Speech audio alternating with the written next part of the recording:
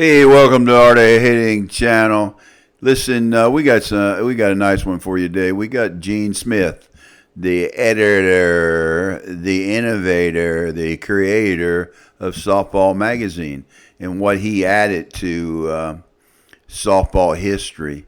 We were at the spring training softball camp with Bob O'Brien and all the pros, Alan Tanner, and some of the other pros, and a lot of softball information was being transferred, but we wanted to hear from Gene Smith. You're looking for content, and you're looking for good contents in the magazine. So you were one. I knew you for years. I called you up. You said, come on down to the house. I got to walk your Hall of Fame, your true Hall of Fame that has you on both sides of each wall of all your awards and stuff. But well, wait a minute now. Let's get this straight, because to get straight now, what you saw on my wall are my teams. Absolutely. You know, and that's what I play softball for, is my teams, and that's all I got now. But now I got it digitally.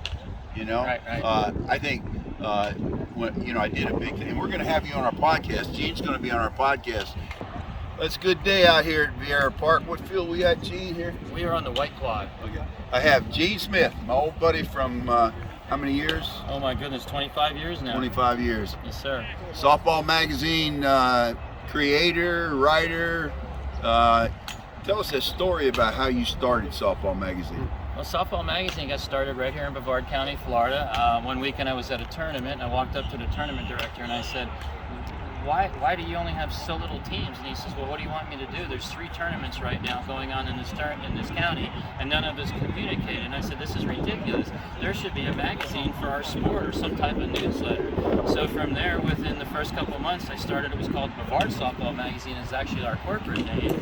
And within a 6-month period, we had people calling from Georgia, all over the Southeast going, we don't know what Brevard means, but we want Softball Magazine. So what we did is, our name is, of course, Brevard Softball Magazine, DBA Softball Magazine, and at that point it was out of the gate and running, and the magazine just exploded, took off. The industry was ready for it. Well, let's stop right there for a minute. How many, your first month, how many subscribers you had? I had none in the first month. None. I printed 5,000 magazines and still had 4,995 of them left over. Okay, then how did it progress? Oh my goodness, it went slow at first.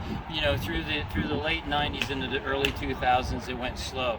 But as we started spanning across the country, covering tournaments, and more people and the information got out, and believe it or not, the start of the internet got going, where everybody started to have not just the dial-up tone, but actually more than that in their house. That also branches out and got us going. Plus, we had an event. We would do events around the country that also helped support the magazine. So people would come to an event like a Bowers event, and they go, "Wow, who are you?" Well, let's stop there. Did you create the Bowers? Absolutely, that's mine too. My man, absolutely. Yeah, he's great. This is softball history right here, What happened on Bat Wars is I bought a brand new DeMarini bat in 1998. I went to the softball fields that night, just like you and I have done for years. I was getting ready, pulled the rabbit off in front of my friends. I walked up to the plate to take a swing, and the guy threw me 3 straight balls. So I walk down to first base, and one of my teammates picks up the bat and starts to go up to the plate. For the first time ever, I'm playing softball with my friends. I went, "What are you doing? You're picking up my bat, and I haven't even swung that thing yet." and that affected me that night, because I'm like, man, I've never done that to my friends. But the bat was expensive. We knew that time that it had performance and it didn't last. So the next day, I'm driving down the road, the story goes, in a pouring rainstorm, sitting in traffic, and I'm like, this is ridiculous. When you go buy a car, they let you test drive it. When you go buy stuff, they let you test drive it. Golf clubs, everything. So here we are, softball players buying hundreds of dollars worth of bats, and we don't even know what we're buying it when we pull it off the shelf. Because you can't swing. Can't swing it. Went to the manufacturers, and they thought I'd lost my mind. And I went to the manufacturer and said, I'd like to get demo bats for these guys to try to swing. And most of them laughed when I called them on the phone. So what happened was, we went and did it. I actually went here in this county. It's called Al's Trophy Shop. Yeah, remember Al's? Al's Trophy Shop. I went to Randy Gandolfi, who is the son of Al. Big Al. Big Al. And I said, Randy, this is what I want to do. And he told me, you have lost your mind. And if my dad catches us taking these bats out of this place, I'm out of here. I'm done. I'm done. So what happened? You never found out? His dad goes away to North Carolina. I'm telling a secret, to North Carolina for the weekend of Bat Wars. Randy and I go down to Al's Trophy Shop, grab the bats, and we head out to Cocoa Expo for the first Bat Wars. He sold every bat he had off the shelf that day. So when Dad came home and said, He was a hero. "Where's the softball bats?" I went to this event with Gene and we sold all the bats, and thus Bat Wars just took off. From there, it just took off and exploded, and then we took it to youth, and it was even. So the innovator of Softball Magazine, the innovator of Bat Wars, and I believe the innovator of what we're doing here today. And what is that? This is senior softball camp, but this is going into its 10th anniversary next year in 2024. It will be in its 10th anniversary. And senior camp it is spawned off of our softball spring training camp. And basically in 2005, we looked at it and said, hey, some of these players want to learn. And here we have the best in the game out there. They watch the men's majors play, the AAA and all that. Why can't we get feedback that he's helped grassroots players? So we started the event in 2005. The very first event in 2005, we had 38 people show up. My wife looked at me when the event was over and said, how many more years are we going to pay for your new idea?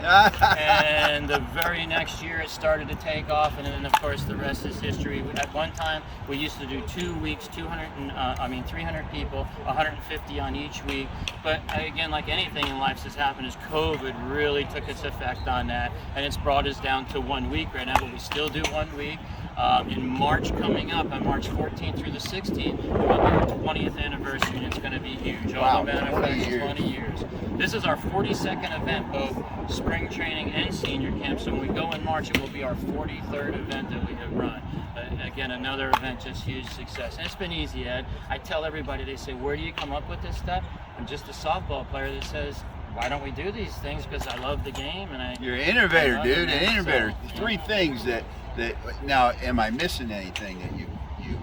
No, I mean, I think to say that the industry never had a publication that we had, even though when you bring that up about Softball Magazine, it's really, in some ways, a little sad thing. We don't print right now, and the reason we don't print... The internet. Well, internet, and there's just not support from the manufacturers. What's happened is, over these years now, the love and the luster of being involved with that has gone away, and the thought process of that. But I would have to say to you, the Softball Magazine was way ahead of its time. I mean, and what it's done for this industry, and what it's brought light to the industry. Can't you do it like a digital softball? We're heading that way right now. And then many people say, why didn't you do that? Well, because we were so strong a subscription base and so strong where we were at. And turning that ship wasn't overnight, And again, we're a small grassroots business. Look, my people are here. They've been with me 20 years, these people. They're going to start aging out. They're an old man like me. We were all kids when we started this stuff. Yeah. They've had kids now, and they're grown. But you know what comes to mind? What was that video place that you rented videos from? Blockbuster. Blockbuster. Yeah. That's Blockbuster in the magazine that Yeah. you see. Absolutely. They didn't adapt quick enough. Absolutely. But hey, I'm sure you're going to be successful, and they have a YouTube channel.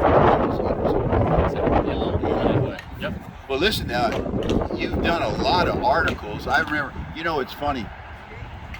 I think you remember this, but this was in 1996. Yep.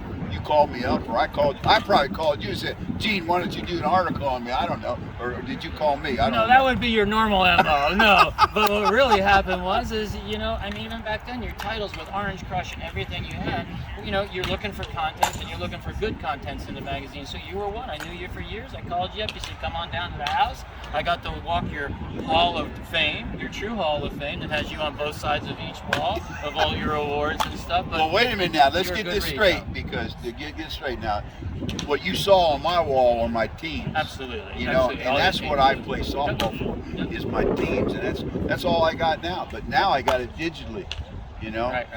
I think when I did a big thing, and we're going to have you on our podcast. Gene's going to be on our podcast here soon.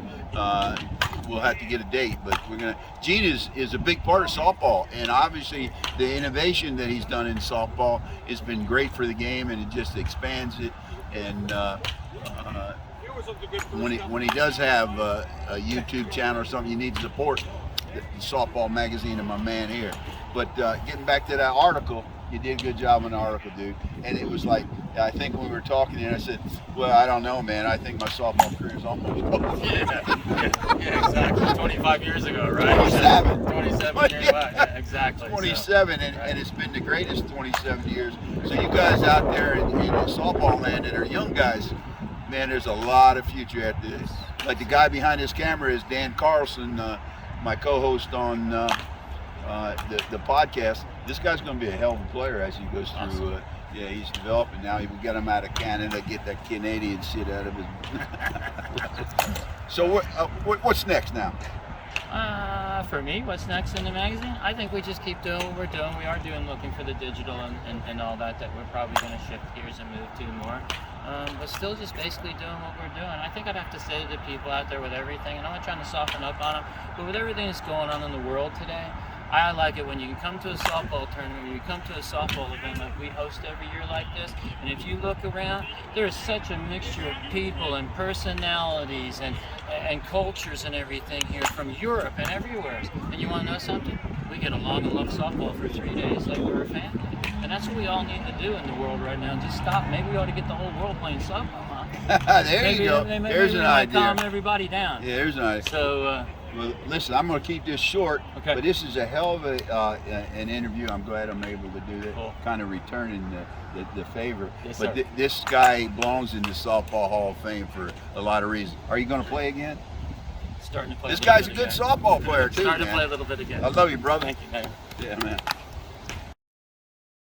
My personal thanks to Gene Smith. He certainly was a softball innovator, a good teammate, a good softball player. But he has added a lot to the game of softball. A lot of people don't realize with the bat wars that he initiated, softball camps, training a lot of softball players, the magazine with its coverage and everything.